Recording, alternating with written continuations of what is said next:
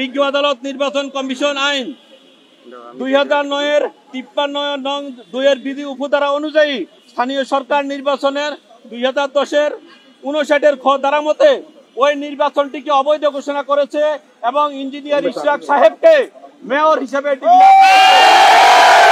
বিসমিল্লাহির রহমানির রহিম।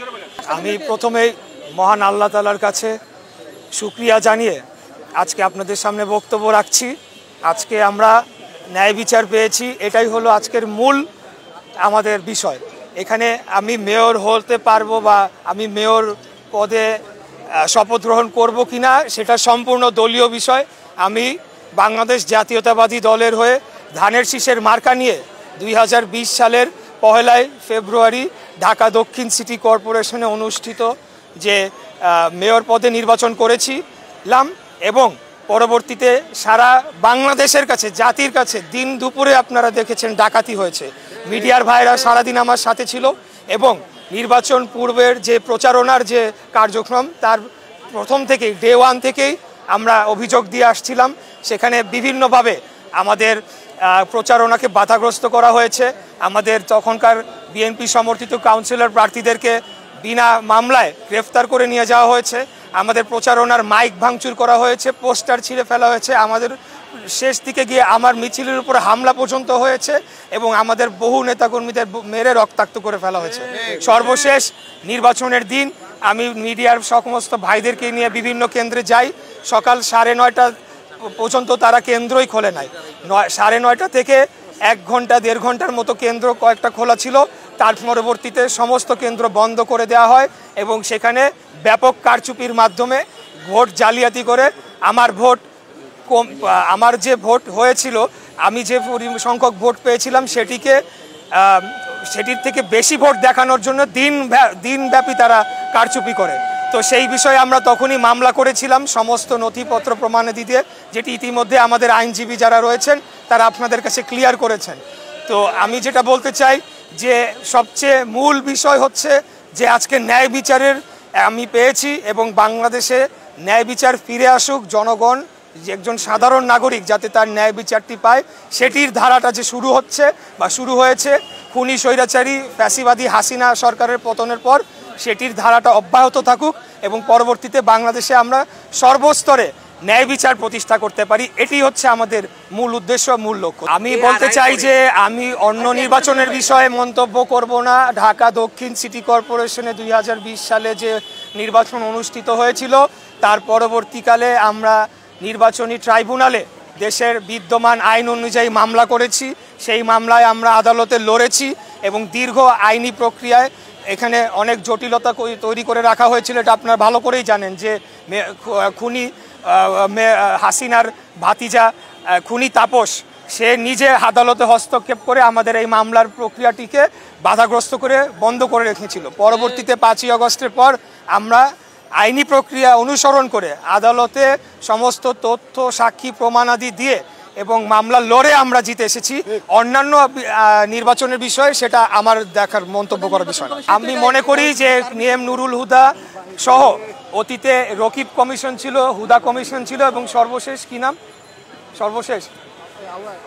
আউয়াল কমিশন, এই কমিশনে যারা সাংবিধানিক পোস্টে ছিল, আমি মনে করি যে বাংলাদেশের যে এই অগণতান্ত্রিক ধারায় বাংলাদেশকে ধ্বংস করার যে চক্রান্ত হয়েছিল, সেটা ফ্যাসিবাদী শাসন যে কায়েম হয়েছিল, সেখানে সাংবিধানিক পদে যারা ছিল তারা অবশ্যই তাদের দায়িত্ব এড়াতে পারে না, কারণ সাংবিধানিকভাবেই তাদেরকে সেই ক্ষমতা বলি দেওয়া হয়েছিল। তারা সম্পূর্ণ ইন্ডিপেন্ডেন্টলি, তারা কোনো কিছুর কোনো চাপে না পড়ে এবং কোনো কিছুর বশবর্তী না হয়ে তারা কাজ করবেন, কিন্তু সেটিতে তারা ব্যর্থ হয়েছে।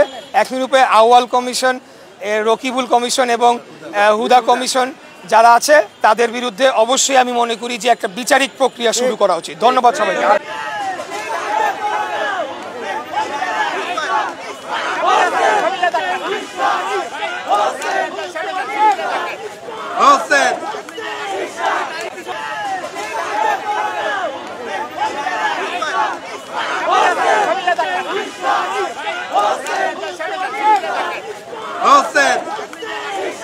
দেখেন দেখেন, আমি তো মেয়র নির্বাচন করেছি মানুষের জন্য, কাজ করার জন্য, এবং আমার অনেকগুলো পরিকল্পনা রয়েছে। ঢাকা শহরের যে সমস্যাগুলো রয়েছে, ঢাকা শহর আজকে পৃথিবীর মধ্যে বসবাসযোগ্য নগরীর তালিকায় 1 থেকে 5-এর মধ্যে রয়েছে। আমাদের এখানে যানজট, আপনার air pollution, noise pollution, waste management সহ, এবং অতি বসতিপূর্ণ হওয়ার ফলে এবং অপরিকল্পিত নগরায়নের ফলে যে সকল সমস্যা রয়েছে সেগুলোকে সমাধান করার জন্যই তো আমি মেয়র নির্বাচন করেছি। আমাদের নেতা দেশনায়ক জনাব তারেক রহমান, উনি আমাকে প্রতিনিয়ত তখন গাইড করেছেন, আমার ম্যানিফেস্টো তৈরিতে উনি সাহায্য করেছেন, উনি যেভাবে বলেছেন কাজ করেছে। এবং আমাদের সিনিয়র নেতৃবৃন্দ, আমার পাশে আমার অত্যন্ত শ্রদ্ধেয় আমার চাচা জনাব রুহুল কবির রিজভী আহমেদ রয়েছেন, ওনারা যেভাবে আমাকে সমর্থন দিয়েছেন সেটা তো জনগণের জন্য কাজ করার জন্যই। হ্যাঁ, এখন আমি শপথ নিব কি নিব না এটা হলো সম্পূর্ণ দলীয় সিদ্ধান্ত, যেটা আমি ইতিপূর্বে বলে এসেছি।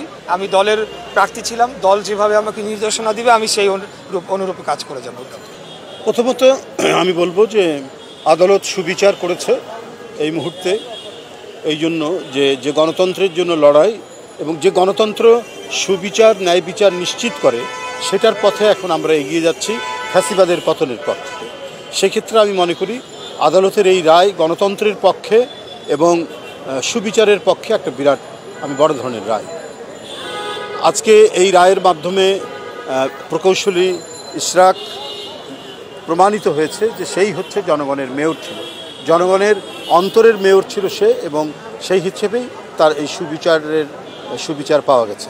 এখন পরবর্তী যে কার্যক্রম সেটি হলো যে আমরা দলের প্রধানতম নেতা জনাব তারেক রহমান সাহেবকে এটা অবহিত করা হবে, অবহিত করার পর পরবর্তী কার্যক্রম শুরু করা হবে। সে শপথ নেওয়ার বিষয় এবং অন্যান্য যে প্রক্রিয়াগুলো আছে সেই প্রক্রিয়াগুলো শুরু হবে। আমি আসলে দীর্ঘ আইনি লড়াই করে আমি আদালতের মাধ্যমে রায় পেয়েছি, এবং আপনারা সকলে এটার সাক্ষী এবং প্রমাণ আছেন।